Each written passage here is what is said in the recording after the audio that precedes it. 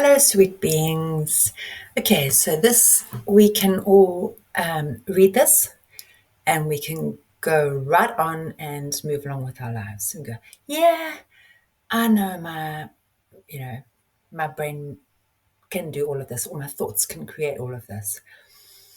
Or we can, like everyone else, look a little bit deep, like everything else that we should look a little bit deeper and get more expansive message delivered behind this. So let's look first at invention and creation. Nothing exists on this planet that didn't start with a thought. All inventions and creations began somewhere with a thought. The experiences we create start with a thought and a choice. Then we choose. Sometimes we are so super potent we can think about something and actually complete it in our mind. And sometimes not even physically doing it, but it's like done. And then sometimes or oftentimes doing it later, and then sometimes it doesn't, it works out way better, or it doesn't turn out exactly as we thought it would be. But either way, it created an experience. All experiences add to our growth and a greater understanding. In this reality, we have to experience something in order to know for sure that it's true. And we have to experience something in order to be compassionate about something or understand something. Without experience, we're just going on a belief system. Then look at destruction. Our internal thoughts can cause a lot of unnecessary destruction in all areas of our lives. Thinking we weren't good enough, smart enough, young enough, rich enough, etc., etc. We aren't tall enough, short enough, etc., etc. All these belief systems, which are just purely thoughts that are gathered up so much that we actually believe it, implanted into our minds, mostly from the first section of our lives up to 7 years old. And due to whatever thought or belief we carry, we allow it to stop us from receiving or choosing certain things: jobs, relationships, opportunities. The energy, this energy is based on assuming, surmising, expectations, judgments, analyzing, conforming to others, all those sticky energies that are not in alignment with the honesty and authenticity with others and with ourselves. And they stop us from living, experiencing, creating, choosing, flowing, growing, and being who we truly are, which is love. Our thoughts and our beliefs impact our perception and thereby impact our reaction versus our response.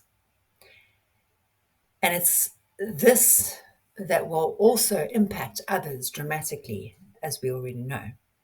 So let's take a scenario where mom has fed the kids and she's put the kids to bed and everything's like calm and time and she's about to end her day and it's like, yay. And then dad comes and he starts romping around and playing with the kids and interacting with the kids. Okay, so to react with anger and frustration, mom, her perception, she gets angry because the kids are meant to be calming down now. They're meant to be going to sleep now. And the anger is then displayed towards the dad and possibly to the kids as well. And there's a lot of negative energy that's created. There's resentment, there's anger, frustration, and this impacts everybody, the whole family: the mom, the dad, the kids. Mom can't get to sleep now because she's so frustrated. And now, because she's overreacted, she feels guilt. Things didn't go her way. Nobody listens to her. All sorts of non truthful things and thoughts start going through her mind, and she can't actually sleep.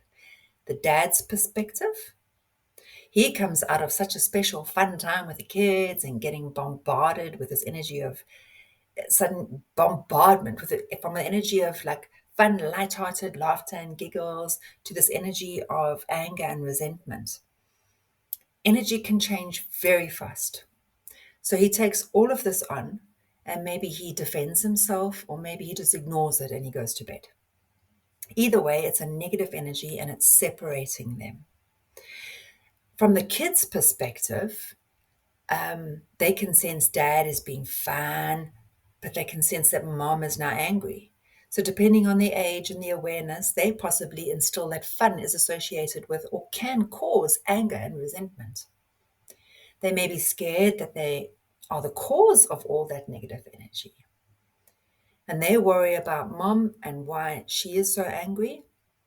And they feel bad for dad because he was just trying to have some fun with them. And there's all sorts of possible thoughts, emotions, and results that can accumulate from that. And the mom's perspective, she's tired, she's exhausted, she just wants to end her day. She's more exhausted now, actually, from all the negative energy that's been created. And literally thinking, is this all motherhood is about? Is this really what my life's about? But if you take that same scenario and you respond with awareness and with love, let's look at it.